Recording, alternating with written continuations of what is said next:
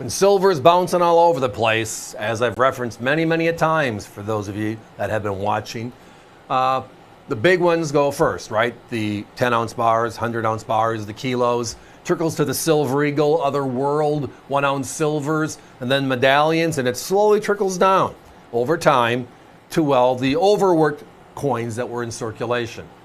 The timing on that is everything. And tonight, well, we've timed it perfectly. Look at this one. Now look at the price. Yeah, tonight, everybody, we are on national TV selling 90% silver, uncirculated Roosevelt dimes for under $4 a coin. That's special. And again, as I referenced the trickle down, we have half dollars, then we go to the quarters, and the quarters and the dime, the two smallest silver coins that were in circulation for most of the 20th century, well, they were overworked. They were used by people in daily commerce, more so than the half dollars or even the bigger dollars. Part of the reason why they stopped making silver dollars, the peace dollar, in 1935. It was just not functional. People didn't use it as often. So the workhorse is the dime. Now, 1964 hits, and what happens? Silver starts to spike, and we pull dimes and quarters instantly out of the 90%. The last year was 1964. In 1965, we had clad dimes, the sandwich coins, and clad quarters. The Kennedy half dollar remained silver upwards to 1970, and it turned to clad in 71. So right out of the chute, it was the coin we used the most of. We're stopping silver. That was because the value was more at that time than the face value of the coin.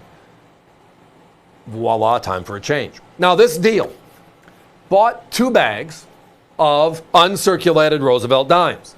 In each bag were actual rolls that someone put aside back in the 40s, 50s, and early 60s. And when they found an uncirculated roll, they just put it in there. And all the rolls are pretty much coming out as full rolls, 50 of the same. Which I mean by that is a 61D, a 58P, a 54S, etc.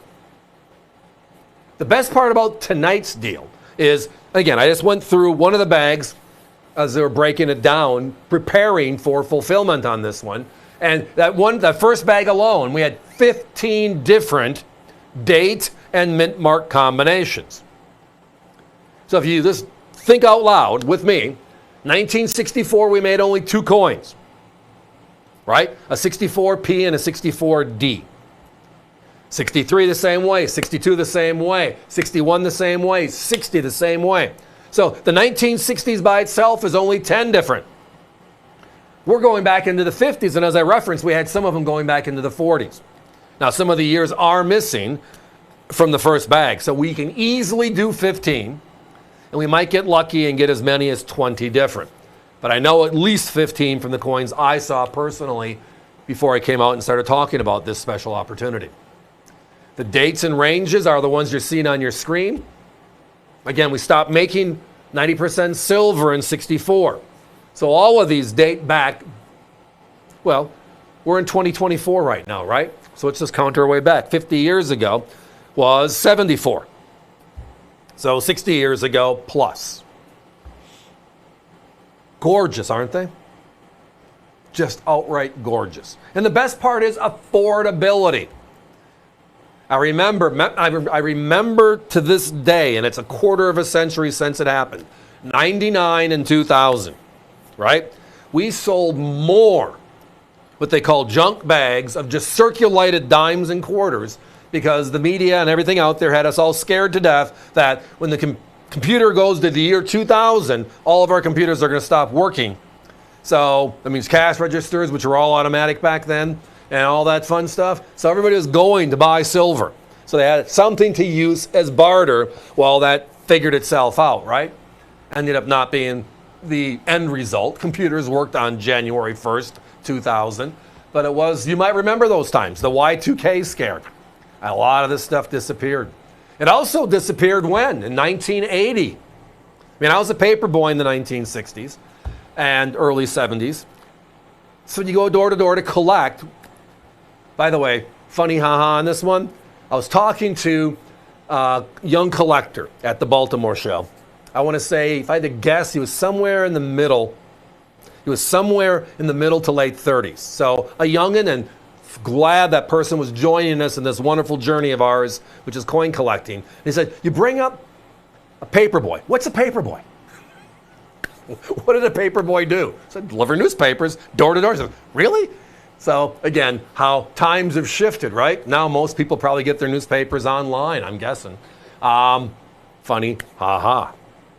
So paperboy in the 60s, so I would collect funds, and whenever I get a silver coin, I throw it into a bucket. Now I had my punch albums, so I always had my dimes, nickels, quarters, etc.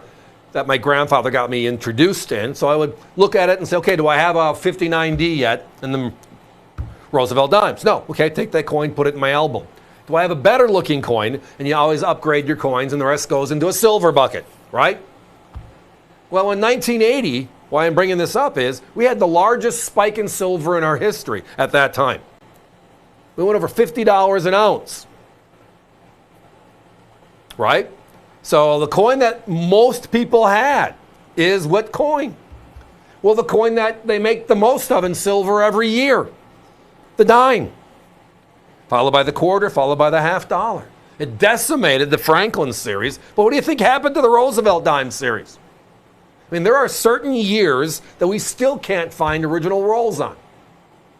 And it's all because of the fact that it was so advantageous. I put it aside for a dime and I'm melting it for what? Based upon what the silver was at that time. My competition for uncirculated coins.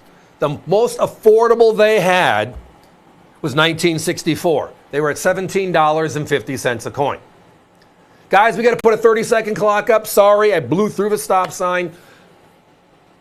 They tell me when I'm supposed to stop talking and wind it down, and I didn't, so I apologize.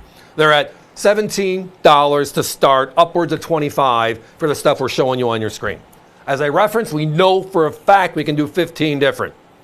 And I think once we open that second bag and start going through it, we get closer to 20, but 15 for sure.